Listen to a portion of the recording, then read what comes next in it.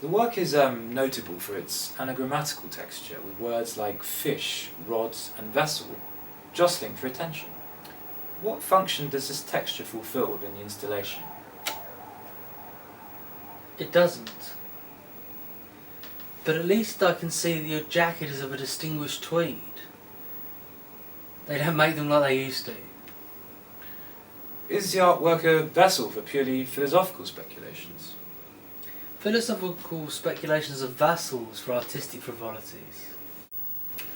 This gesture of sticking a moustache to the moving image are the records of Duchamp, the acheropoietoi, the image not shaped by the hands of an artist. No. Only my hand could have accomplished such a deft and loving placement of the moustache.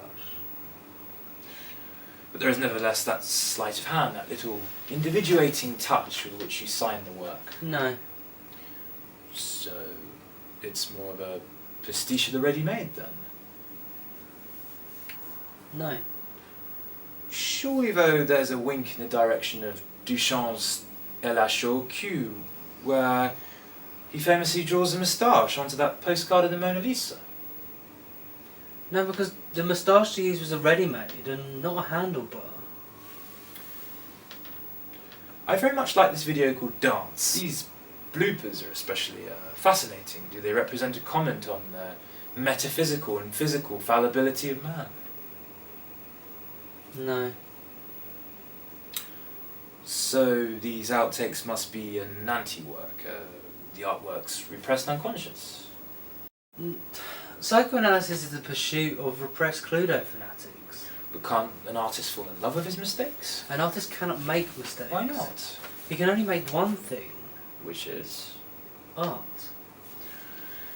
These videos take the poor image for their subject matter. What interest did this aesthetic hold for you? Images can't claim benefits. As far as I'm aware.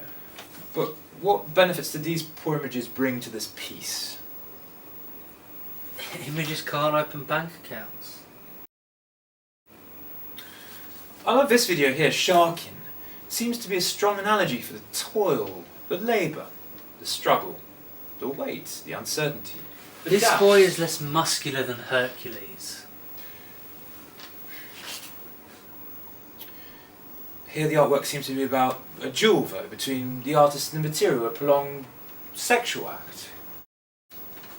No. It's about an adolescent boy reeling in a small shark on a sandy beach in Santa Monica. But isn't there something about the absent father here, his reluctance to hold the camera for his son? If all fathers were bad cameramen, then the history of cinema would be quite different. I'm really struck by these two paintings. They seem to command much more space than they actually do. The first is 40 square inches, the second 65. They're hung on a wall which measures 4,608 square inches in a room roughly 500 square feet.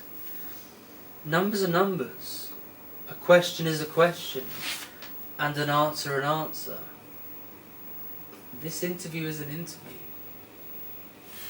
I very much like your use of text on this painting. You've taken a vernacular motif from a fishing sticker, an artifact of everyday speech, and made it evoke the fundamental impulse toward art, what Nietzsche described as the desire to be elsewhere. I wish to be a fleshy brushstroke on the fleshy bottom of Venus in Velázquez's The Toilet of Venus. Now, with the fish team, you seem to have created an intriguing painting. A painting painted without paint. Indeed, Duchamp comes to mind again, as this appears to be an entirely ready-made object, the only intervention being the positioning of the stickers. I wanted to take painting off of the wall and carry it casually out of the gallery. I wanted to walk it to the park, chuck it in the pond, leave it there for half an hour while I fed the ducks. Pull it out, stamp on it, commit an indiscretion with it in the bushes, use it as a tray for a continental breakfast, then a frisbee, and then a latrine for stray dogs. Pick it up again, walk it up the spiral staircase to the gallery, stare at the collector standing next to me and slap him in the face. Free stickers on a painting, free moustaches and free videos. There are a lot of frees involved in this work. Duchamp said that the number free is free for me is neither unity nor duality. The free is everything, the final end of numeration. Duchamp was a good artist. But remember, even Duchamp couldn't count. This fin sculpture is a curious object. Is it alluding to the infrafin? Do you mean that indecipherable difference between two identical things? Yes, that's it. Like the warmth of a chair just vacated? Yes, quite. No. It's not alluding to that, no. It's simply a fin which appears to be made of pink wafer, but isn't. And is almost as thin as a thick wafer, but isn't. That is why I called it wafer thin. Does the work provide subliminal reassurance to the recently heartbroken, inter alia, that there are plenty more fish in the sea? Fishing stocks are trapped in a downward spiral. It doesn't look great for the fish in the sea. Would you say that art is about an asymmetry of information? No, art isn't about information, but about being, and time, and life, and death.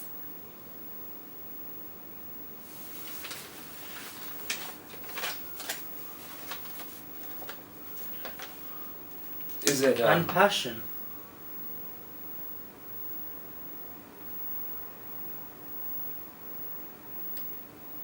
And beauty.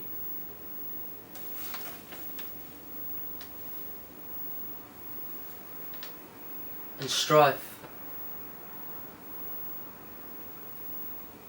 And identity.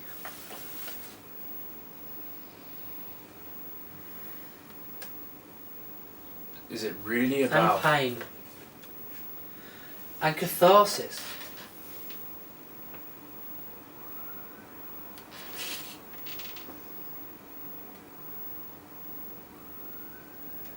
And the uncanny.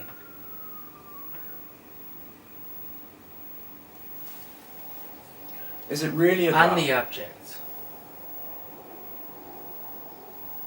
And chance.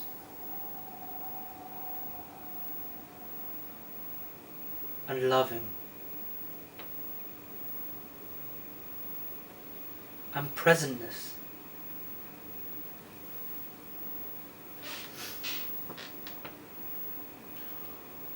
Is it And re- anger.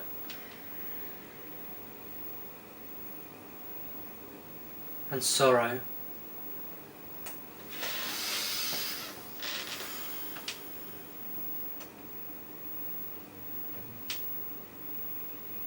And flesh.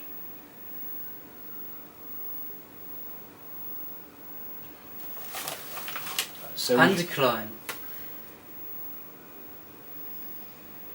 Rebirth. Redemption.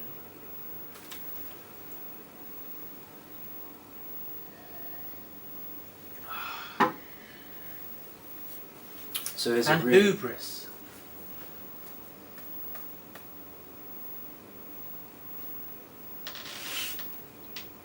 And nemesis.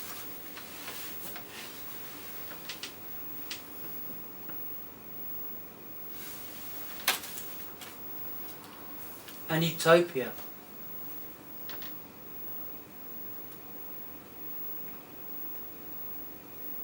And is And that... dystopia.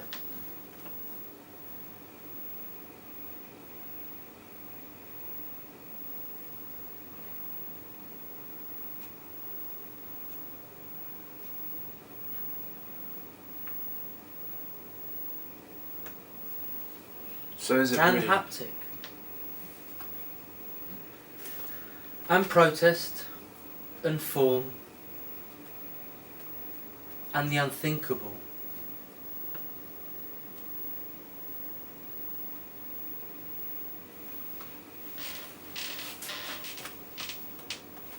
And colour.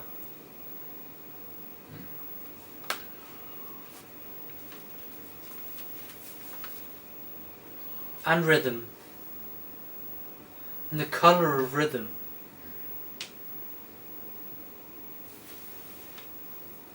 So And the rhythm of colour.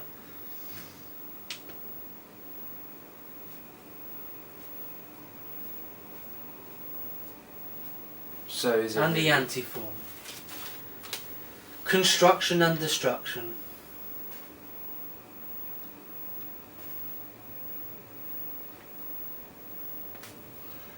And earth. Wind. And fire. Realism.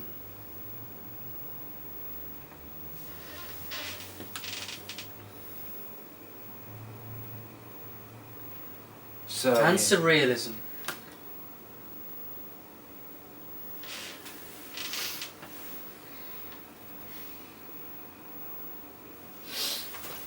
is it really about all those things?